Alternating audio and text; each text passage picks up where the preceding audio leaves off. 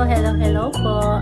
Ngayon pala magluluto pala tayo ng chicken noodle soup. Ipakita ko sa inyo ang mga aking mga ingredient. Oh, ayan guys. Bali itong mga aking gagamitin, yung aking mga ingredient.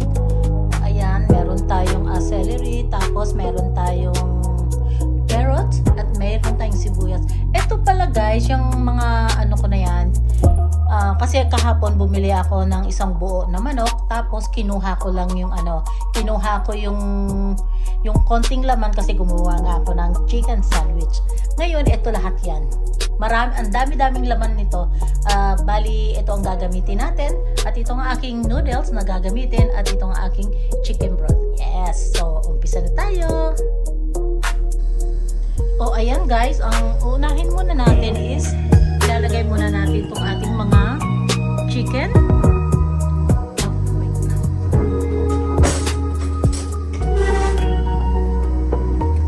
Ayan. Tapos lalagyan natin siya ng yung chicken broth na binili ko.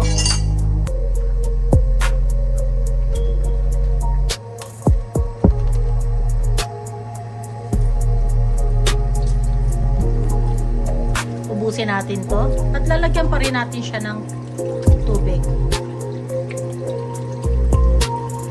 Kasi hindi enough ang tubig nito. Kaya kailangan lagyan natin, at kukunti lang ang ating chicken broth.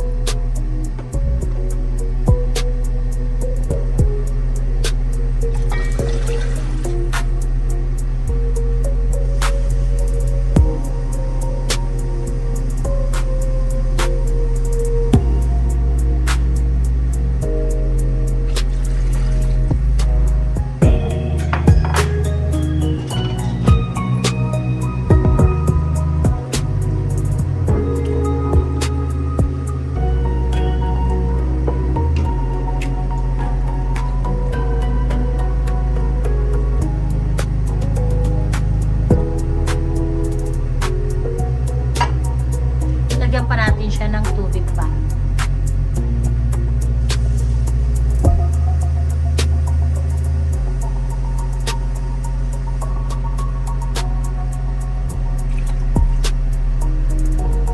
Ayan, takpan na muna natin.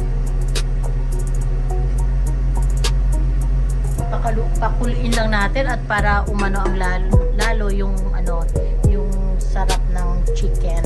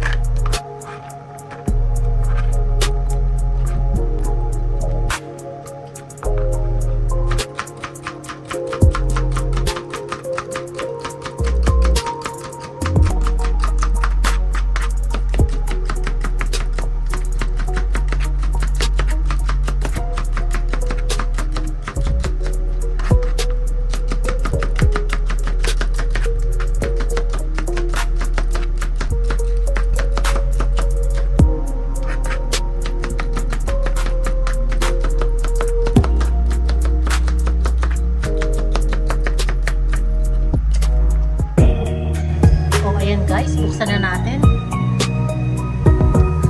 Ayan, kulong-kulo na siya. Ngayon, ang gagawin natin is tatanggalin na natin ang ating chicken.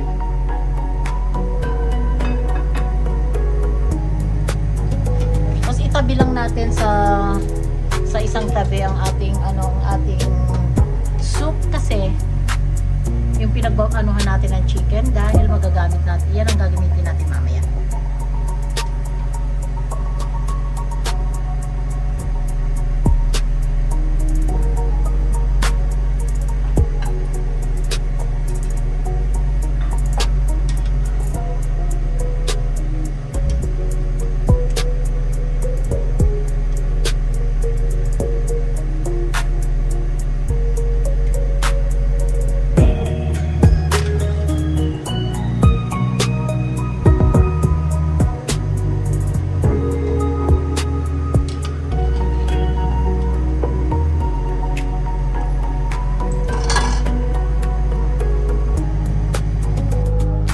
guys, ang gagawin natin is kunin natin ang chicken at hihimay-himay natin. Palibhasa mainit, so gamitan natin siya ng kutsara at tinidor.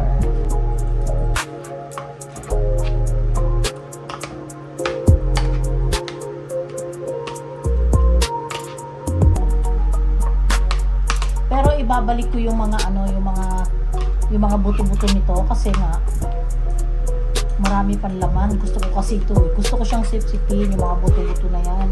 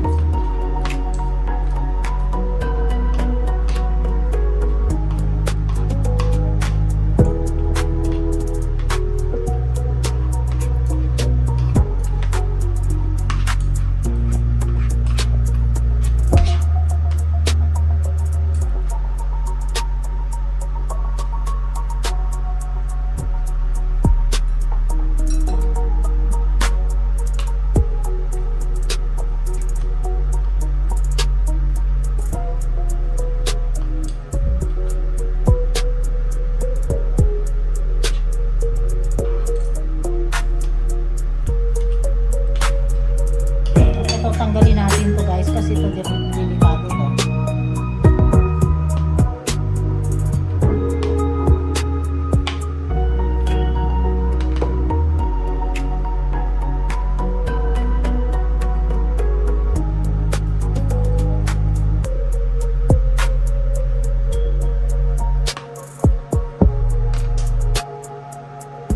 Yan, itong ganito. Yan, yung tinik na yan. Delikado yan. Tapon natin yan.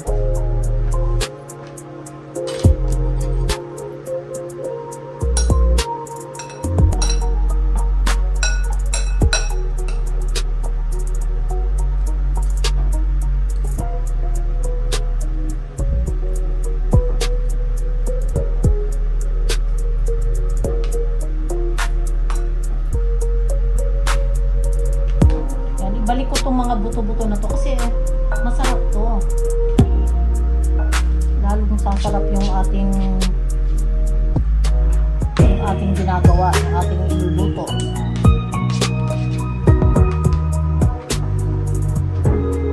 Ayan yung mga buto-buto. Tapos ito naman yung nakuha kong laman. Ayan guys, lagyan na natin siya ng olive oil.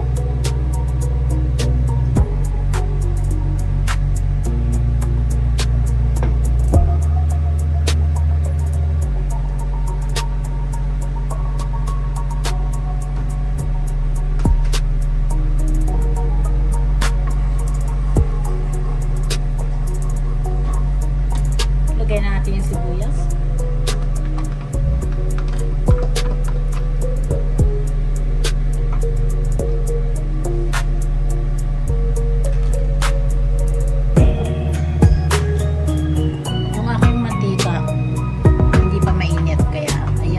Siya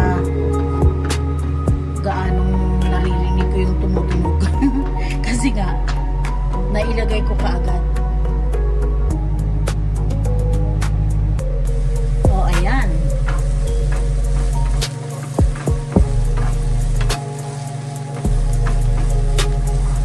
kanina napaaga ng lagay kaya hindi ko siya gaanong naririnig yung kanyang pag ginigisa ko yung aking sibuyas.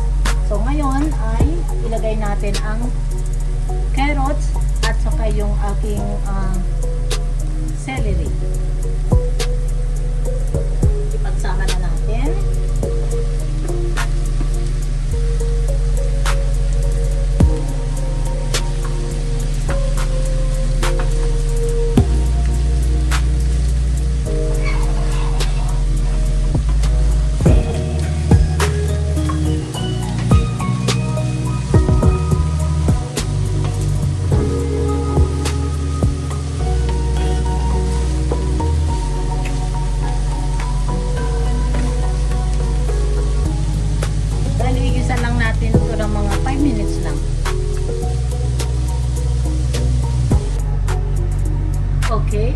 5 minutes, alisin na natin. Ay, mali. Ilagay na natin yung ano, yung ating chicken.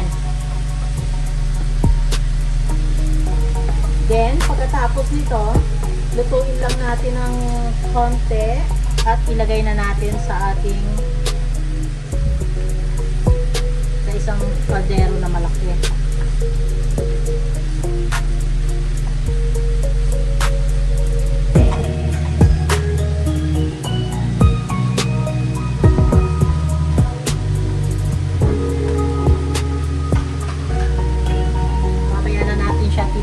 Pag nailagay na natin siya sa isang malaking kaldero, takpan muna natin. Okay guys, tanggalin natin itong takip. Ayan, kumulo na siya uli. So ngayon, ilagay na natin ang ating noodles. Bali 1 cup lang nilagay ko. Kasi kung marami man siya, okay lang at pwede ko naman siya kainin bukas.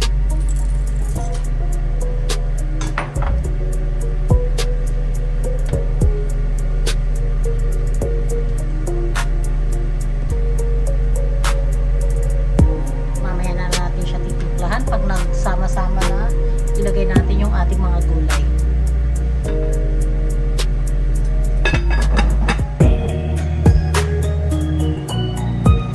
Okay guys, buksan na natin. Ilagay na natin yung niluto natin sa isang kawali ng mga gulay.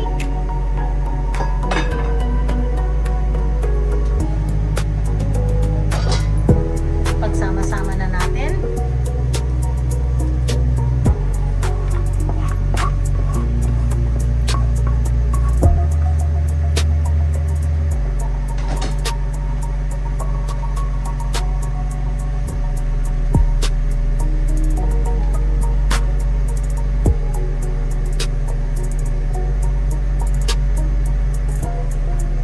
Timplahan na natin. Lagyan na natin ng asin. Lagyan natin ng pamintang durog.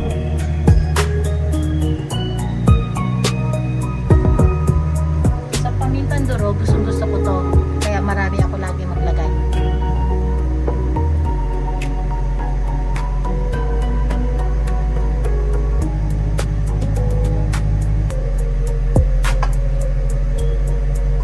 Dagdagan pa natin.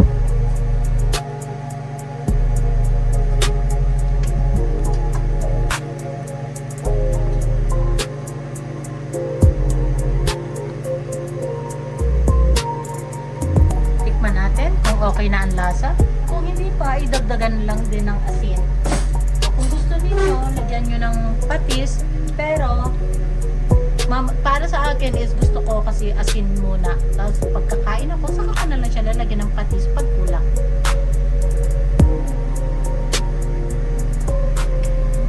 Tikman natin.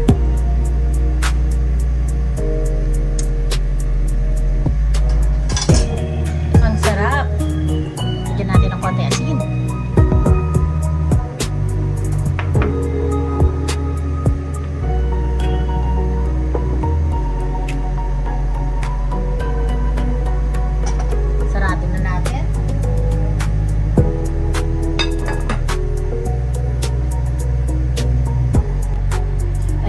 Natin, tignan natin yung ating noodle soup.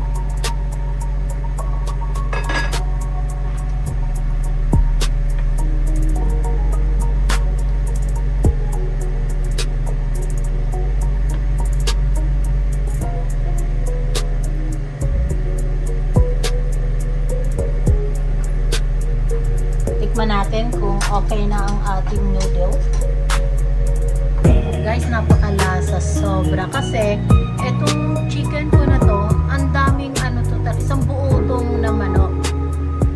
Ngayon, kumuha lang ako ng konti para ginawa lang pagkain namin ni Rita. Nagawa ako ng chicken sandwich. Konti lang kinuha ko. So, the rest, isang buong manok to talaga. Kaya napakasarap. Pati buto nilagay ko, guys. O konti na lang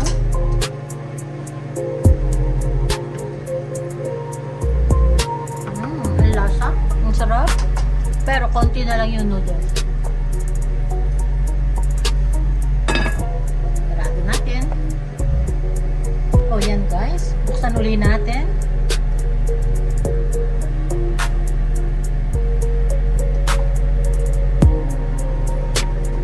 O ayan guys, luto na. Luto na ang aking chicken noodles. Wow, ang sarap. Ang sarap guys.